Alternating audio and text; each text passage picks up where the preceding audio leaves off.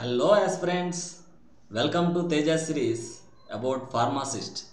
Do you know already regarding the Tejas series provided by GDC English classes? It is specially designed for the students who are preparing for pharmacist examination.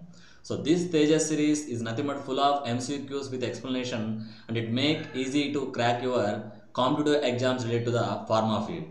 So enter into the session. The today's session is on the pharmacology. That is the topic is cholinergic drugs and anticholinergic drugs. So that is simply the drugs acting on the parasympathetic nervous system. Do you know already about the parasympathetic nervous system? So the parasympathetic nervous system, the neurotransmitter is acetylcholine, and the parasympathetic nervous system also known as rest and digestive activities. So like this basic points we will discuss along with the MCQs and their detailed explanation. So let's going forward. The first MCQ is the autonomic nervous system is also known as. So the autonomic nervous system ANS is also known as visceral, vegetative, involuntary, voluntary. Yes, regarding here, the visceral means it related to the skin, and autonomic nervous system is involuntary in nature because the autonomic nervous system regulates our heart rate, regulates our respiration. So the respiration, heart rate like conditions are there continuously working. So they are involuntary, no need of voluntary response. Yes, going into the answer is the involuntary nervous system. So regarding the options, the answer is involuntary nervous system. So autonomic nervous system, auto, self, nomos, governing. So self-governing, autonomic nervous system. Autonomic nervous system is involuntary in nature and the activity of this system is maintain automatically. So maintain automatically. Regulation occurs without conscious control and that is autonomously. So the no need of regulation. So it is happen automatically.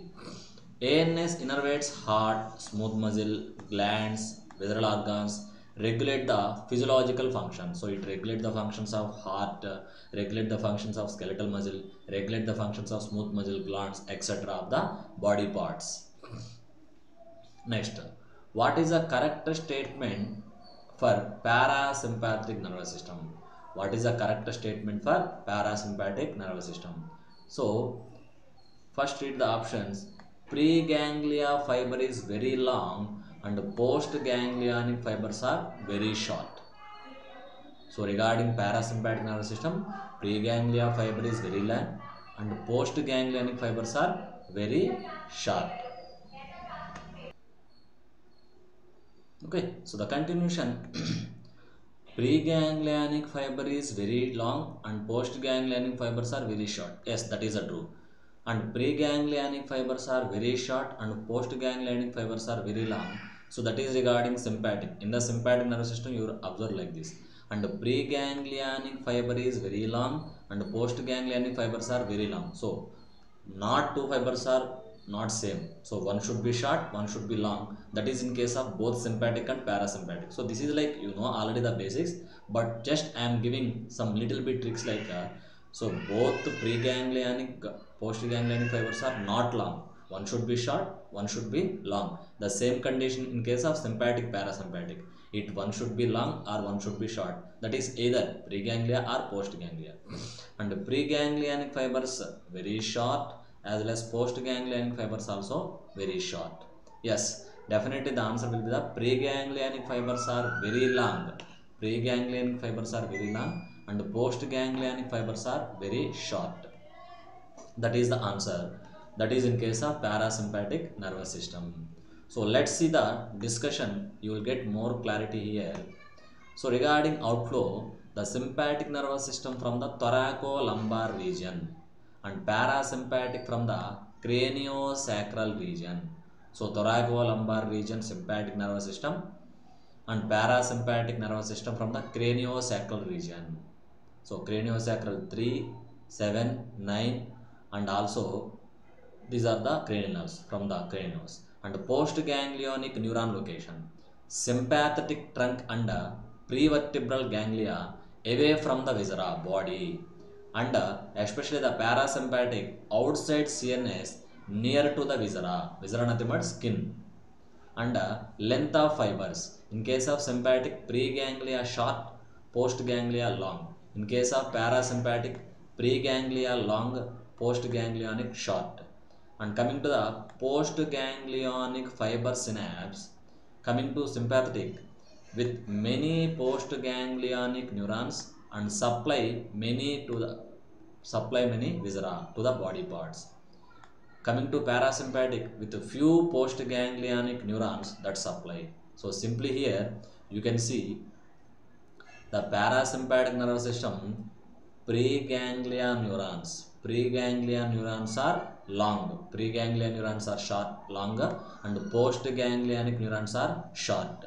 When coming to the sympathetic nervous system, the preganglionic neurons are shorter and postganglionic neurons will be the long. Postganglionic neurons will be the long. But if you observe, in case of sympathetic as well as parasympathetic, the neurotransmitter released from the preganglia will be the acetylcholine.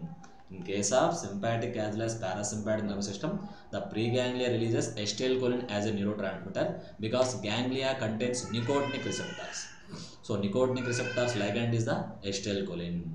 So parasympathetic, para means away, parasympathetic means it is away from the sympathetic nervous system, parasympathetic. So in the parasympathetic preganglionic fibers are long, postganglionic fibers are short. In case of sympathetic, so sympathetic letter starts with S. So the preganglia of sympathetic nervous system S short. So short starts with letter S, sympathetic starts with letter S. But in case of both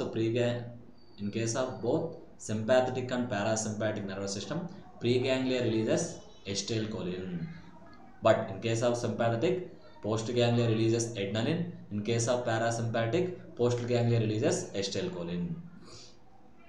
Next, neurotransmitter in postganglionic fibers of parasympathetic. So what is a neurotransmitter in? Wait a minute. So what is a neurotransmitter in postganglionic parasympathetic fibers? As I mentioned earlier, both sympathetic, parasympathetic, through the preganglia they releases acetylcholine. But in case of parasympathetic, again postganglia releases acetylcholine. But in case of sympathetic, postganglia releases adrenaline. So definitely the answer will be the acetylcholine, because acetylcholine is one and only major neurotransmitter in parasympathetic nervous system. In case of parasympathetic nervous system, both preganglia as well as postganglia releases acetylcholine. Yes, the answer will be the acetylcholine, the neurotransmitter in postganglionic parasympathetic fiber, acetylcholine. Let's see the discussion. So neuron length. So regarding the neuron length, wait a minute. So regarding neuron length, this is the difference between sympathetic and parasympathetic. So the neuron length of preganglia of sympathetic, short to medium. When coming to postganglia, medium to long. When coming to parasympathetic preganglia, long, parasympathetic, long. When coming to the, wait a minute, I will select other sketch. So in case of preganglia, the neurons are long in case of parasympathetic. In case of postganglia of parasympathetic, the ganglionic neurons nothing but they are short in nature. And the neurotransmitter released in the preganglia of sympathetic, acetylcholine. When coming to postganglia of sympathetic, noradrenaline, except sweat glands, some blood vessels. So in case of postganglionic neurons of sympathetic nervous system, definitely the neurotransmitter release will be norepinephrine, nothing but noradrenaline. But exceptions like sweat glands, blood vessels, because sweat glands containing nicotinic receptors, so releases acetylcholine. And even blood vessels also supplied by the parasympathetic. Okay, so the preganglionic neurons of the sympathetic nervous system releases acetylcholine, but postganglionic fibers of the sympathetic nervous system releases noradrenaline. But some exception cases are there, like sweat glands and some blood vessels may release acetylcholine. Next, coming to parasympathetic, both preganglia as well as postganglionic neurons of parasympathetic nervous system releases acetylcholine as a neurotransmitter. Next, what is the function of olfactory nerve? So, what is the function of olfactory nerve? So, olfaction, smell. Simple logic.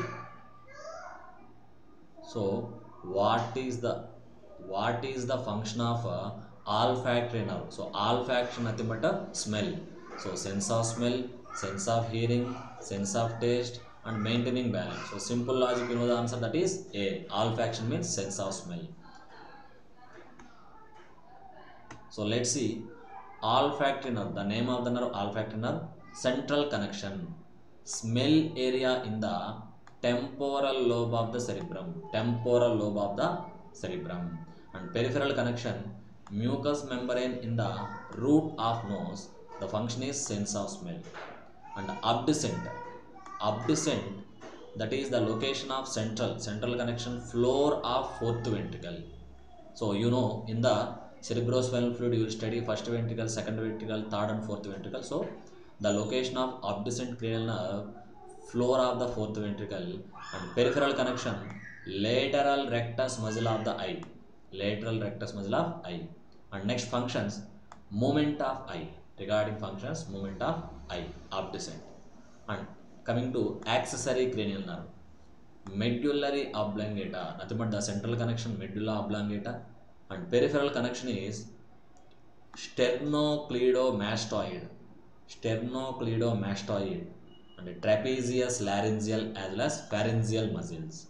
And coming to function of accessory cranial nerve, movement of head, shoulder, larynx as well as pharynx. So movement of head, shoulder, larynx as well as pharynx. Next, choose the wrong statement from the following.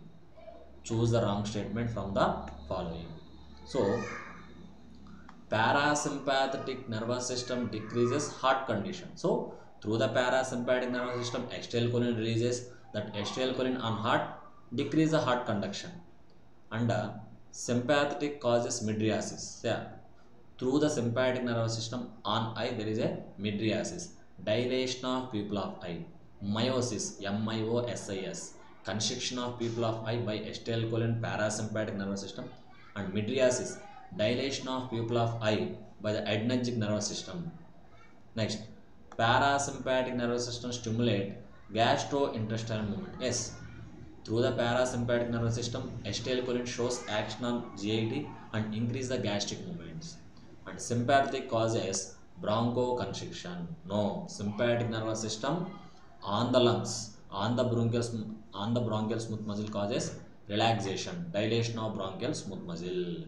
So parasympathetic decreases heart condition. Sympathetic nervous system causes mydriasis on eye, dilation of pupil of eye. Parasympathetic stimulates gastric movements, helps in absorption and digestion of food.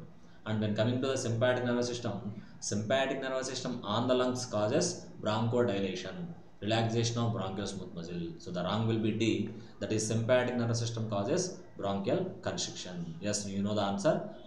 Answer is the D. Next, let's see.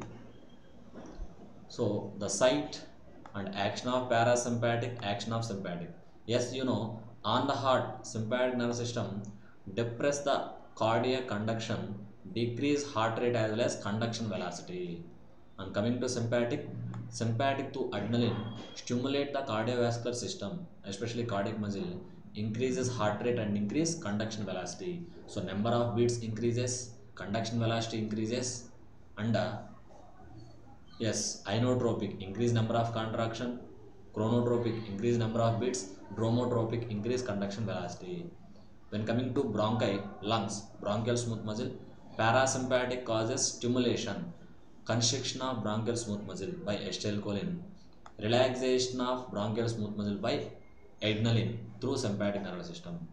When coming to GIT, parasympathetic nervous system by using acetylcholine stimulate the gastric movements, nothing but causes contraction of gastric smooth muscle and promote the gastric movements, helps in the digestion and absorption of food.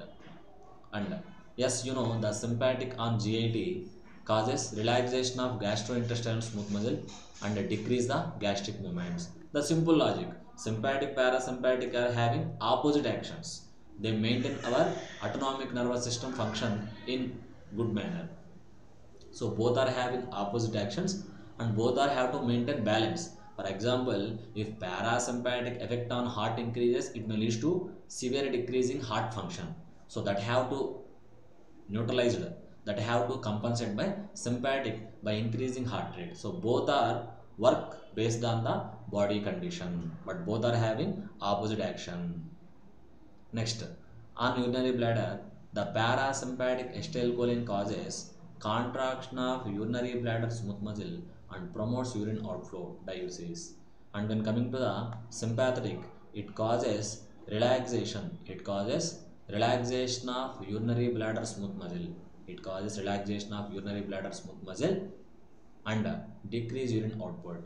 And when coming to pupil, that is part of eye, parasympathetic stimulates and causes meiosis, constriction of pupil of eye. When coming to sympathetic, mydriasis, relaxation of pupil of eye.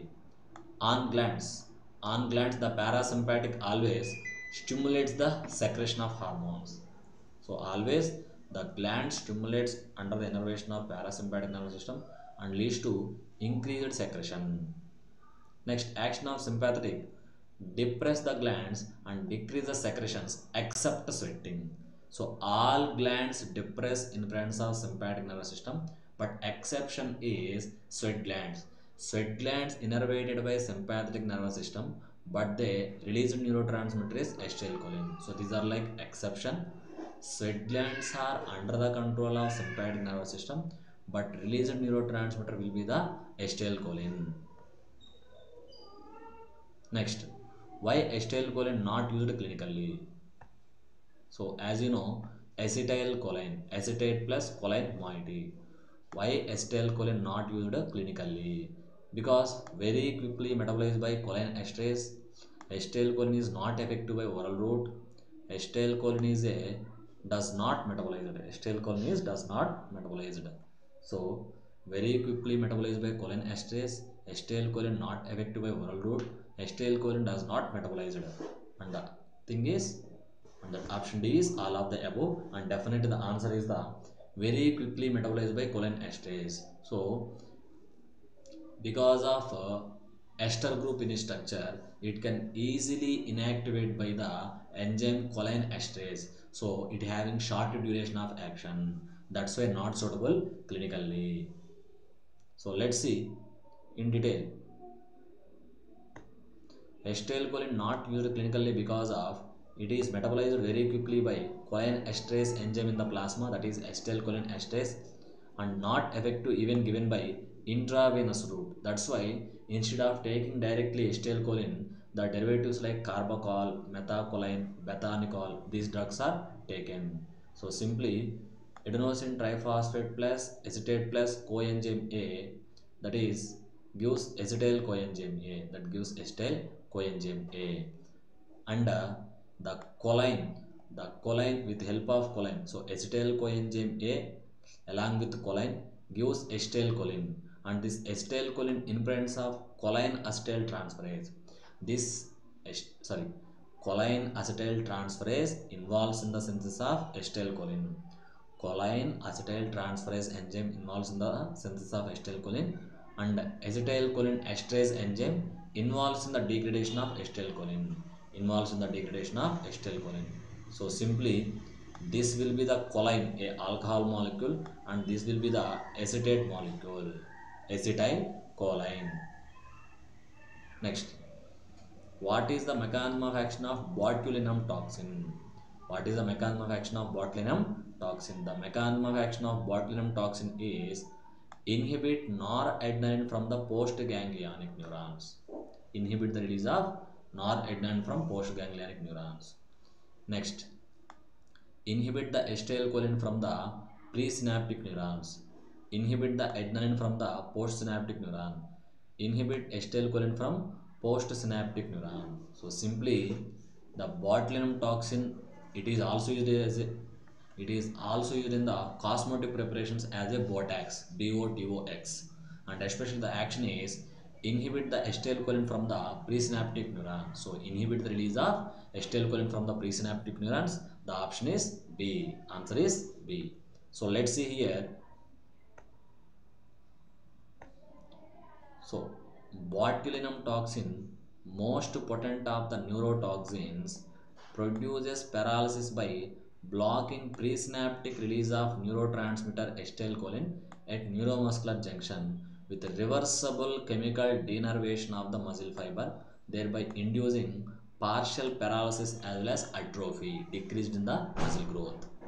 So botulinum toxin simply regarding its mechanism inhibit the release of acetylcholine from presynaptic neuron to postsynaptic neuron at neuromuscular junction, and that leads to may causes paralysis. If acetylcholine not released on the neuromuscular junction, no skeletal muscle contraction.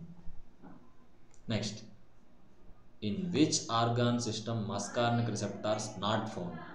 In which organ system muscarinic receptors not bound? On the lungs, bronchi, type 3 muscarinic receptors are there.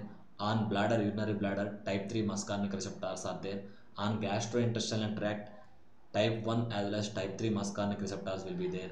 On adrenal medulla, there is a nicotinic receptors will be there. On adrenal medulla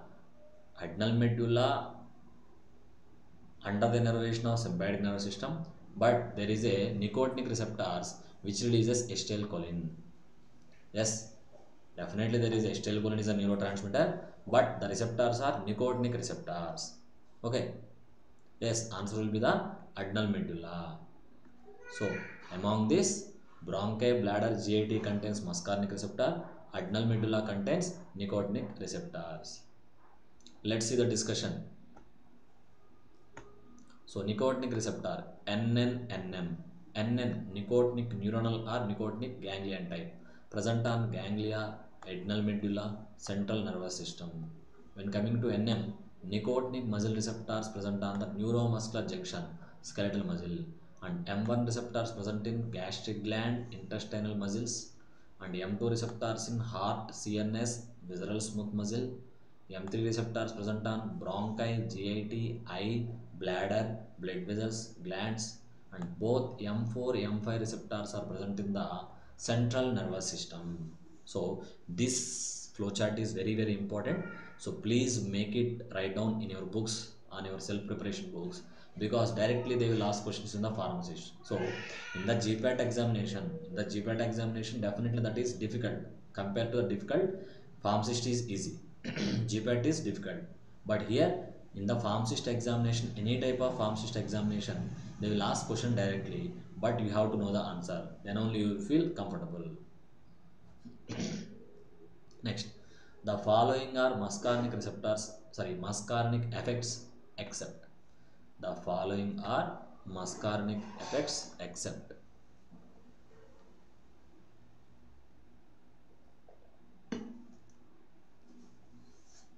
Okay. So let's see the discussion.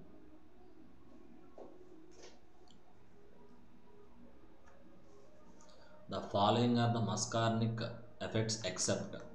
So here, decrease heart rate, as that is effect of muscarinic receptors.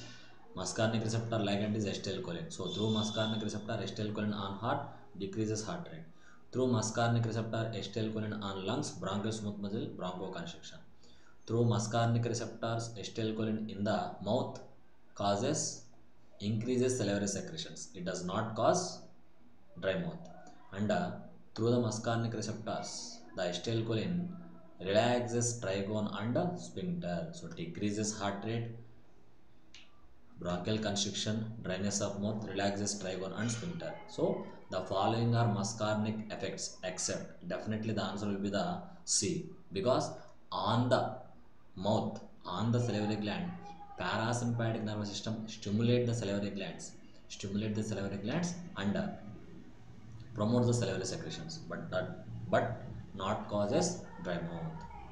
So see the explanation clearly for more clarity. So cardiovascular system, heart, acetylcholine on heart decreases heart rate, negative chronotropic, decrease number of beats, decrease in force of contractions, that is negative inotropic, decrease in number of contractions. Decrease in AV conduction, negative dromotropic, decreases conduction velocity of the heart. Next, on smooth muscle urinary bladder, the acetylcholine on the urinary bladder smooth muscle relaxes trigone and sphincter and promotes urination. Coming to bronchial smooth muscle, the acetylcholine contracts bronchial smooth muscle, causes bronchospasm, increase tracheobronchial secretions, mucus secretions. Therefore, cholinergic drugs are contraindicated in asthma. So, the drugs shows similar action to acetylcholine should not taken in asthma because the drugs increase the severity of asthma by increasing muscle contraction, bronchial smooth muscle contraction. So which of the following drug is drug of choice for belladonna poisoning? Which of the following drug is a drug of choice for treatment of belladonna poisoning? Nothing but atropa belladonna. So atropine is a muscarinic receptor antagonist and naturally from the Atropa belladonna. So physostigmine, neostigmine, pyridostigmine as well as pralidoxime. So pralidoxime is a reactivator of acetylcholine esterase enzyme. If acetylcholine esterase enzyme is inactivated, that inactivated acetylcholine esterase enzyme reacted by pralidoxime, and pyridostigmine, neostigmine, physostigmine reversible all are reversible acetylcholine esterase enzyme inhibitors. Yes, the answer is here definitely physostigmine. Wait a minute.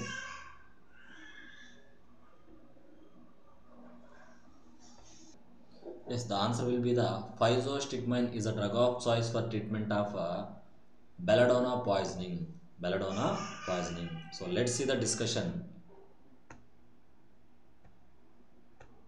The antidote for belladonna poisoning is physostigmine, which is same as for the atropine. So nothing but atropine is the active chemical constituent from the atropa belladonna. So if atropine levels are more, if atropine poison is high in the body, this atropine non-selectively blocks all muscarinic receptors and prevents binding of agonist of muscarinic receptor acetylcholine. So physostigmine crosses the blood-brain barrier and reversibly inhibits anticholine esterase enzyme. So reversibly inhibits anticholine esterase enzyme. So if this enzyme was inhibited, then acetylcholine levels increases. That acetylcholine levels readily binds to the receptor and prevents binding of atropine to the receptor. So in the high dose of poisoning, in the high dose of atropine poisoning, atropine levels are more on the muscarinic receptor. Then what will happen? Parasympathetic activities will be decreases. So to prevent atropine poisoning, we have to take physostigmine. So physostigmine is a reversible inhibitor of acetylcholine esterase enzyme. The enzyme metabolizes acetylcholine. But by the inhibition of acetylcholine esterase enzyme, no metabolism of acetylcholine levels are increased. That increased acetylcholine, because of high concentration of acetylcholine, that removes the bind atropine from the receptors. So receptors are free from the atropine and increase the parasympathetic activity. And when coming to benzodiazepines, are frequently used for sedation to control anticholinergic effects including delirium as well as agitation. So along with physostigmine, benzodiazepines also used because atropine may also causes poison of CNS, especially for the peripheral. Physostigmine is enough, and even physostigmine also crosses blood-brain barrier and they also block atropine poison. But to control the side effects like sedation and as well as delirium and agitation, benzodiazepines also should use to control the sedative, delirium, agitation effects of atropine. Next, the mechanism of action of indirect acting cholinomimetic drugs. The mechanism of action of indirect acting cholinomimetic drugs. First, we have to know what is direct acting drugs, indirect acting drugs of cholinomimetics. The direct acting drugs of cholinomimetics are parasympathomimetics or muscarinic receptor agonist. Muscarinic receptor agonist or parasympathomimetics or cholinomimetics. So these drugs Direct, indirect. Direct drug means they directly bind to the receptor. Indirect drugs means first they have to inhibit the acetylcholine esterase enzyme. After inhibition of acetylcholine esterase enzyme, there is no metabolism or degradation of acetylcholine leads to increased acetylcholine levels. That acetylcholine binds to the receptor. That is indirect acting drug. So let's see here. Option A, binding to and activation of muscarinic or nicotinic receptor, inhibition of the hydrolysis of endogenous acetylcholine, stimulation of action of acetylcholine esterase, releasing acetylcholine from the storage sites. So here the indirect acting cholinomimetics, that does not involving release of acetylcholine from the storage sites, and these drugs should inhibit acetylcholine esterase enzyme, so they should not stimulate acetylcholine esterase. Inhibition of hydrolysis of endogenous acetylcholine, so these indirectly acting drugs inhibit the acetylcholine esterase enzyme and inhibit the inactivation of acetylcholine. When coming to direct acting drugs, they directly bind to the receptor and shows action. Yes, the answer will be the B. These drugs indirectly acting cholinomimetics, muscarinic receptor antagonist, parasympathomimetics. They, the indirect acting drugs acts by inhibit acetylcholine esterase enzyme, decrease the hydrolysis of acetylcholine.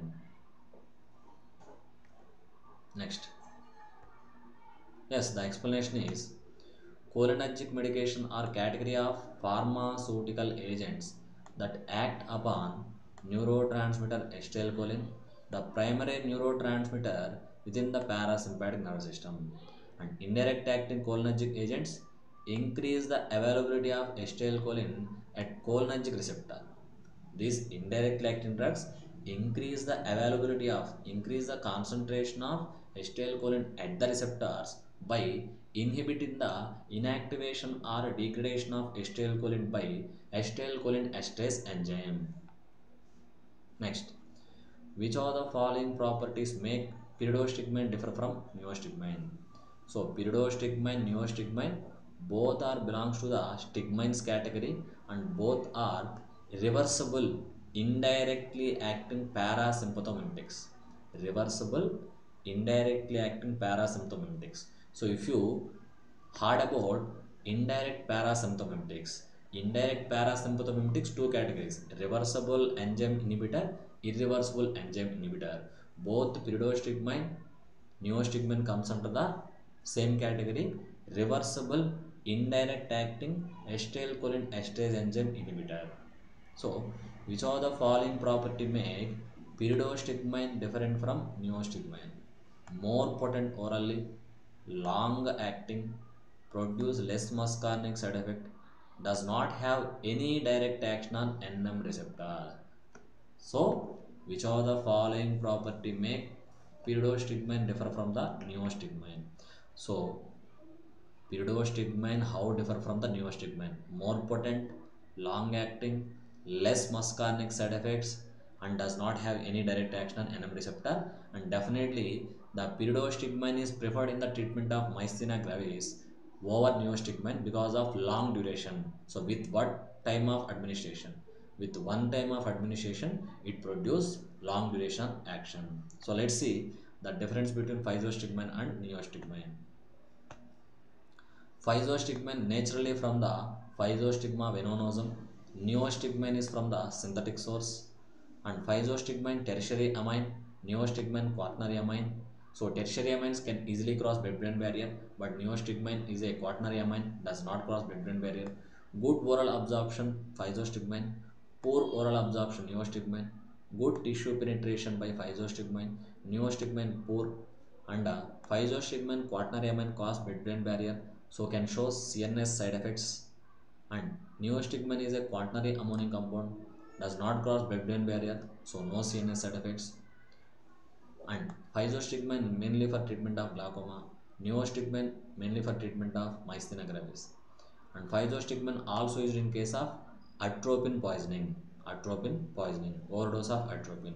Neostigmine used in curare poisoning, D2O curarin, a skeletal muscle relaxant. And physostigmine is a long acting and neostigmine is a short acting. And here the discussion is regarding the pyridostigmine, but pyridostigmine is long acting than the neostigmine. Next, what is pilocarpine? So generally, pilocarpine is a natural alkaloid from the Pilocarpus jaborandi. So pilocarpine is a muscarinic cholinergic drug, nicotinic cholinergic drug, alpha adrenergic drug, beta adrenergic drug. So pilocarpine is a natural alkaloid and it is a parasympathomimic. It is a muscarinic receptor agonist. So pilocarpine from the leaves of Pilocarpus microphyllus as well as other species like jaborandi, Jaborandi, and it has prominent muscarinic action, also stimulate ganglia. So nicotinic as well as muscarinic receptors. Pilocarpine directly stimulate cholinergic receptor acting on subtypes of type 3 muscarinic receptor found on iris sphincter muscle, causing muscle to contract and produce meiosis. This effect important in short-term management of angle closure glaucoma. So pilocarpine specially designed for treatment of closer angle glaucoma, and pilocarpine stimulates type 3 muscarinic receptors on eye and causes constriction of iris sphincter smooth muscle and causes meiosis, constriction of pupil of eye. So pilocarpine is a muscarinic receptor agonist. It is a parasympathomimic derived naturally from the leaves of Pilocarpus microphyllus or jaborandi. Next, continuation. The anticholinergic drug useful in the treatment of peptic ulcer. Atropine is a non-selective muscarinic receptor blocker or antagonist.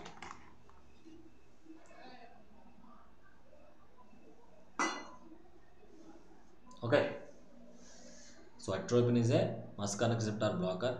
Ipratropium bromide, specially for treatment of COPD, chronic obstructive pulmonary disease. Wait a minute.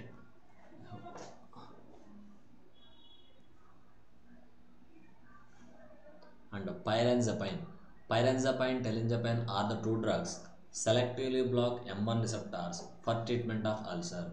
Next, glycopyrrolate. So glycopyrrolate not used for treatment of ulcer. The answer will be surely C. And let's see here discussion. So these like flowcharts are tables very important. So the classification of anticholinergic drugs, natural alkaloids like atropine, hyoscine also known as scopolamine. Okay. Next, semi-synthetic and synthetic derivatives. Atropine derivatives in treatment of COPD asthma. Ipratropium, tiotropium. Ipratropium, tiotropium selectively blocks M3 muscarinic receptors in the bronchial smooth muscle. And atropine derivatives as a mydriatics. Homatropine, cyclopentolate, tropicamide, hyoscine. Atropine derivatives for the treatment of peptic ulcer. Pyranzapine, telenzapine. So, peptic ulcer. Pyranzapine, telenzapine selectively block M1 receptors in gastric glands and treatment of ulcer. And as a antispasmodic, control spasm, unusual contractions. So, dicyclamine, oxybutynine, fluvoxate, and atropine derivatives as a pre-anesthetics like glycopyrrolate. Glycopyrrolate is a atropine derivative and used as a pre-anesthetic agent. And atropine derivatives in the treatment of Parkinsonism like procyclidine, trihexyphenidyl, piperidine, benzotropine. So all this category of drugs for the treatment of Parkinsonism, they are derivatives of atropine. They are derivatives of atropine. Next, which one of the following is a liquid soluble cholinergic drug? Which of the following is a liquid soluble cholinergic drug? So tacrin. So tacrin is chemically acridine derivative. Nowadays it is not using because of its hepatotoxicity. Neostigmine, muscarin, taurin. So most probably definitely it will be the answer will be A, tacrin. So tacrin is a liquid soluble cholinergic drug. Liquid soluble cholinergic drug. So regarding here the explanation. So direct acting cholinergic drugs. So these drugs directly binds to the receptors like acetylcholine, bethanicol, pilocarpine, methacholine. Indirect acting Indirect acting means they inhibit acetylcholine esterase enzyme. The reversible water-soluble neostigmine, hydrophonium, physostigmine, lipid-soluble, sorry, here pyridostigmine. Here it is pyridostigmine and lipid-soluble physostigmine, donepezil, tacrin, galantamine, and irreversible organophosphorus compounds ecothiopate, malathion, parathion, tauben, and reactivation of acetylcholine esterase enzyme, pralidoxime. So all these stigmines and all these indirectly acting drugs, they inhibit the acetylcholine esterase enzyme. If acetylcholine esterase enzyme inactive permanently, then it is problematic to body. Then acetylcholine esterase enzyme can be reactivate, can be reboost by using pralidoxime, by using pralidoxime. So here the answer will be the tacrin. So tacrin will be the lipid soluble cholinergic drug.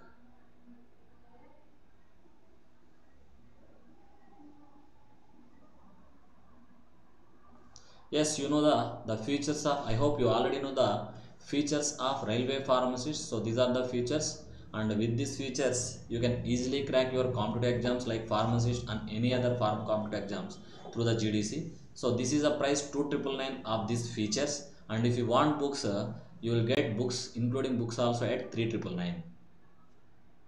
Next, which of the following may cause which of the following may cause cycloplegia when used topically in the eye? Cycloplegia. So cycloplegia means relaxation. Nothing but leads to mydriasis due to the constriction of circular muscle or ciliary muscle in the eye.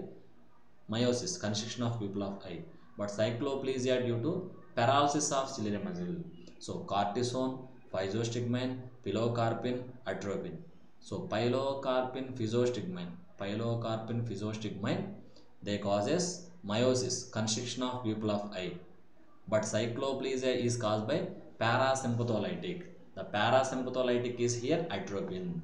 Parasympatholytic is here atropine. So let's see the discussion for more clarity. Cycloplegia is the paralysis of ciliary muscle of the eye resulting in dilation of pupil and paralysis of accommodation. This is caused by instilling administration of cycloplesic agents like atropine, cyclopentolate, tropicamide into the eye. Next, mecamylamine. So mecamylamine is a anti-muscarinic, ganglionic blocker, ganglionic stimulant, anticholinesterase. Mecamylamine will be the ganglionic blocker. Simple answer. Mecamylamine is a ganglionic blocker, blocks nicotinic receptor, blocks nicotinic receptors. So again, see the classification here. The ganglionic blocking agents like competitive blockers, quaternary ammonium compounds, hexamethonium, pentolinum, amines like mecamylamine, pempidine, monosulfonium compound, trimethaphene camphor sulfonate, and persistent depolarizing blocker. So, nicotine anticholinesterases on large doses. So, nicotine anticholinesterases at the initial doses, what they produce at the initial doses, they produce agonism. But continuously, if these drugs are using, they produces antagonism. So, these are the list of ganglionic blockers.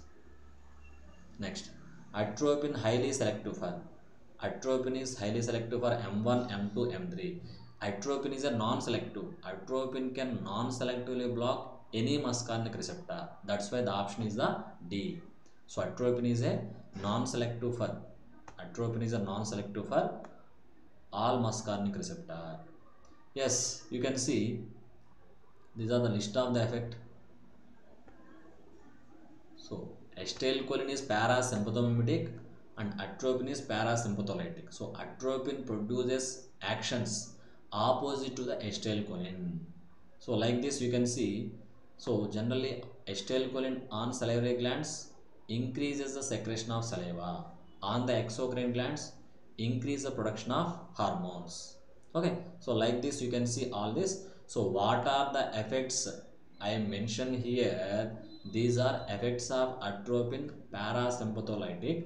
So these effects are opposite to acetylcholine parasympathomimetic. So kindly go through this by passing your video. Next, the shortest acting mydriatic. Mydriatic means causes mydriasis, dilation of pupil of eye. Mydriatics are nothing but the agent or substances causes mydriasis, dilation of pupil of eye. So cyclopentolate, propycamide, atropine, homatropine.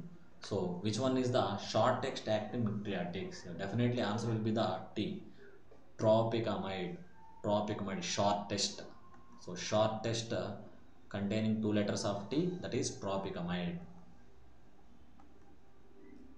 So let's see the discussion. So tropicamide in the percentage of 0.5 to 1%, 0.5% as well as 1%.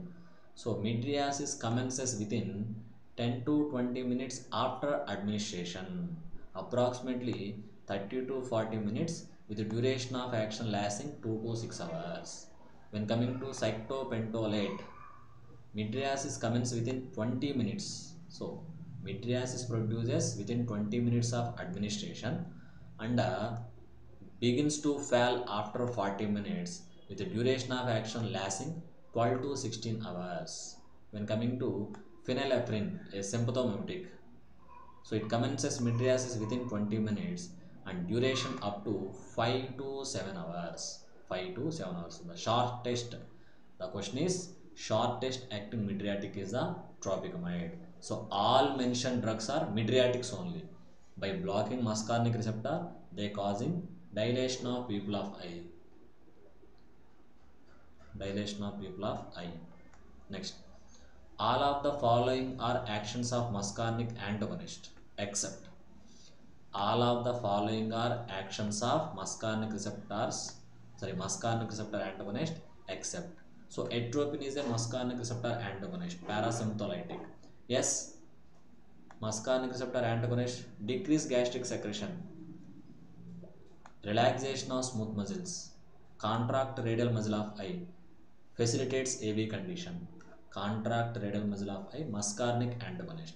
Yes, muscarinic antagonist decreases gastric secretion.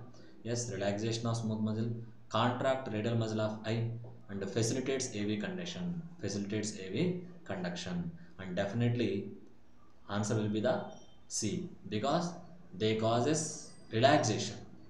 Muscarinic receptor antagonist causes relaxation. So let's see the muscarinic antagonist.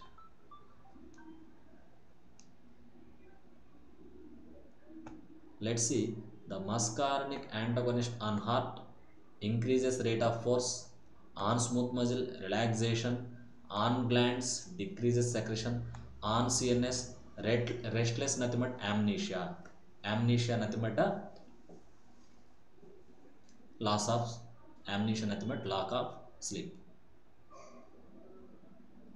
Okay, amnesia nothing but lack of sleep. Alopecia loss of air. Amnesia loss of, I hope amnesia means loss of memory. Amnesic means loss of memory, sorry. So muscarinic antagonist shows opposite action of agonist of acetylcholine. So muscarinic antagonist parasympatholytic shows opposite action of acetylcholine parasympathomimetic. Next,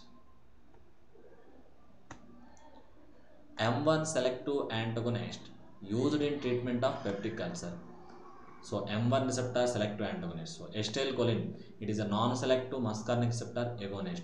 Propanthalin, it is a muscarinic receptor antagonist. Oxyphenonium, the answer is the telinzapine. Telinzapine is a selective M1 receptor antagonist for treatment of ulcers, peptic ulcer. So let's see telinzapine, analog of pyrenzapine, selective M1 muscarinic receptor antagonist for treatment of peptic ulcer. It is a more potent inhibitor of gastric acid secretion than pyrenzapine. So telinzapine, pyrenzapine both are the analogs. Both analogs They block muscarinic type 1 receptors and helps in the treatment of ulcer. Next, M2 receptors present in. So this is also direct question. Let's see. So M2 receptors are located on. So bronchial smooth muscle contain type 3 muscarinic receptor. Adrenal medulla containing nicotinic receptor. Heart contains type 2 muscarinic receptor. Type 2 muscarinic receptors present on the heart. The type 2 muscarinic receptors also known as presynaptic or autoreceptor. Presynaptic or autoreceptors, that is type 2 muscarinic receptor. So again, yes, the same, sorry, the same flow chart you already see in the sun in the previous slides. In the previous slides, go through it. So simply, if the question is the location of M2 receptors is heart. Nicotinic antagonist. The drug is antagonist nicotinic receptors. Okay, let's see. Decamethonium, succinylmethonium, atropine, hyoscine. So nicotinic receptor antagonist. Nicotinic receptor antagonist is definitely succinylmethonium, succinylcholine. So hyoscine atropine blocks muscarinic receptor. Okay, so succinylmethonium is a nicotinic receptor antagonist. Nicotinic receptor antagonist. So here, list of the drugs I mentioned. So go through it and write down on your notes. So agonist on M1 receptor oxotremolin, a natural derivative. M2 receptor agonist methacholine. M3 receptor agonist beta-nicol. NM receptors agonist nicotine DMPP. NM receptor agonist nicotine PTMA. And antagonist on M1 receptor like pyrenzapine, telenzapine selective M1 receptor blocker. Triptramine, methotrexate are selective M2 receptor blockers. Soclofenacin, darifenacin M3 receptor blockers. Hexamethonium, alpha bungarotoxin, suxamethonium, alpha bungarotoxin, hexamethonium are selective NN receptor blocker. Trimetafin, hexamethonium, and suxamethonium is also maybe NM receptor blocker. So because it is a non-selective. And this is a list of the table, please write down. Next, which of the following drug anti-muscarinic tertiary amine derivative? So which of the following drug is an anti-muscarinic and it is tertiary amine? Option like valethamate, propanthalin, glycopyrrolate, oxyphenonium. So answer will be the C. Valethamate is the anti-muscarinic drug, that is tertiary amine. So drug with tertiary amines can cross blood-brain barrier. Drugs with quaternary amine group unable to cross the blood-brain barrier. So let's see the classification clear here. So the classification is natural alkaloids. All the classification of anti-muscarinic blocks muscarinic receptor, parasympatholytics. So natural alkaloids like atropine, hyoscine, semi-synthetic, and here our tertiary amines dicyclomine, valethamate, pyrenzapine. So dicyclomine, valethamate, pyrenzapine are the tertiary amines. The tertiary amines having good absorption distribution, they can cross blood-brain barrier easily. Next, lobilin. Lobilin is anti-muscarinic, selective nicotinic, ganglionic stimulant, anticholinergic agonist. Generally, it is a stimulant of nicotinic receptor. So lobilin is naturally derived from the plant source Lobelia inflata. Nothing but lobilin is a Indian tobacco. Lobilin is a Indian tobacco, and lobilin is a selective nicotinic agonist. So let's see ganglionic stimulants. The drugs which can stimulate ganglionic receptors like NM as well as NN receptor. Selective nicotinic agonist like nicotine small dose, lobilin, dimethylphenyl piperazinium DMPP, dimethylphenyl piperazinium, tetramethyl ammonium, varenicline. So varenicline is a drug of choice for smoking cessation to prevent smoking addiction, de-addiction of smoking. Varenicline is useful. And next, non-selective or muscarinic receptor agonist as a ganglionic stimulants. like acetylcholine, carbachol, pilocarpine, anticholinergic, and one of the chemical compound MCN343A, a non-selective or muscarinic receptor agonist and selective nicotinic agonist. Here list of the drugs. They stimulates ganglia, that is nicotinic neuronal type of receptors NN. And you know already, I hope most of you purchased our pharmacist preparation books like pharmacist fingertips theory book and pharmacist fingertips objective, and these two books are taken by many number of students to crack their pharmacist exams through the GDC. Next, which of the following agent is a cholinesterase enzyme reactivator? Options are aspirin, pilocarpine, scopolamine, pralidoxime. So aspirin, a NSAID, non-selectively blocks COX-1, COX-2 enzymes. Pilocarpine, a natural alkaloid that is a parasympathomimetic. Scopolamine, also natural alkaloid, parasympatholytic.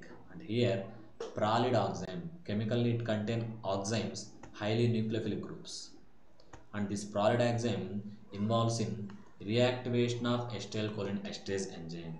So organophosphorus compounds like parathione, malathione, like these drugs, they irreversibly blocks acetylcholinesterase enzyme action. So if acetylcholinesterase enzyme become irreversible, sorry, if acetylcholinesterase enzyme inactivated permanently, then no metabolism or degradation of acetylcholine, severe increase in acetylcholine levels that may lead to cholinergic crisis due to severe increased acetylcholine function. So generally the role of acetylcholine on heart, decrease heart rate. If acetylcholine levels become more, if acetylcholine levels become more, the heart leads to severe bradycardia. So due to organophosphorus poisoning, compounds like organophosphorus compounds, they causes irreversible inhibition of acetylcholinesterase enzyme. If acetylcholinesterase enzyme was irreversibly inhibited, it takes time to reactivate. In this time there is increased levels of acetylcholine, that acetylcholine may cause cholinergic crisis, severe increase in acetylcholine in blood. That's why we have to reactivate this acetylcholinesterase enzyme. If acetylcholinesterase enzyme was reactivated, it readily inactivate high acetylcholine in the blood. That's why in organophosphorus poisoning, pralidoxime is used as a acetylcholinesterase enzyme reactivator, that is pralidoxime, chemically oxime derivative. So don't worry, regarding theory pharmacist class we will discuss organophosphorus poisoning. So as I mentioned, pralidoxime, obidoxime, diacetyl monoxime, pralidoxime, obidoxime, diacetyl monoxime. These are chemically oximes, highly nucleophilic oxime compounds combine with the choline esterase organophosphate complex, release the binding and set free acetylcholine esterase enzyme. Thus, they reactivate the choline esterase enzyme. They reactivate the acetylcholine esterase enzyme and readily break down excess acetylcholine in blood. So, see, pralidoxime chemically oxime binds to choline esterase organophosphorus complex, release the choline esterase from the organophosphorus compounds. Choline esterase degrades excess acetylcholine and reverse all symptoms because of excess acetylcholine in the blood. Next, anticholinergic used as bronchodilator. Anticholinergic as a bronchodilator. Pilocarpine parasympathomimetic. Prazosin. It is a drug acting on sympathetic nervous system, that is selective alpha 1 receptor blocker. Salbutamol is a beta 2 receptor agonist. And here anticholinergic blocks muscarinic receptor and used as bronchodilator. Ipratropium. Ipratropium, tiotropium are the two drugs selectively block M3 receptors on lungs and treatment of COPD.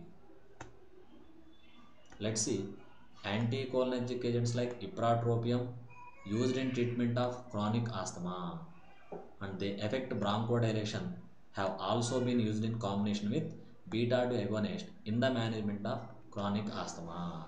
So beta 2 receptor agonist used in asthma, M3 receptor antagonist used in asthma. Okay, select the drug used for diagnosis of myasthenia gravis. So this is a repeated bit you can get in most of the examination, any type of pharma competitive examination. Which of the following is diagnostic agent of myasthenia gravis? What is myasthenia gravis? Muscle weakness due to auto destruction of our own nicotinic muscle receptors on skeletal muscle. So myasthenia gravis is a autoimmune disease. Myasthenia gravis is a autoimmune disease. So where our own immune system attacks.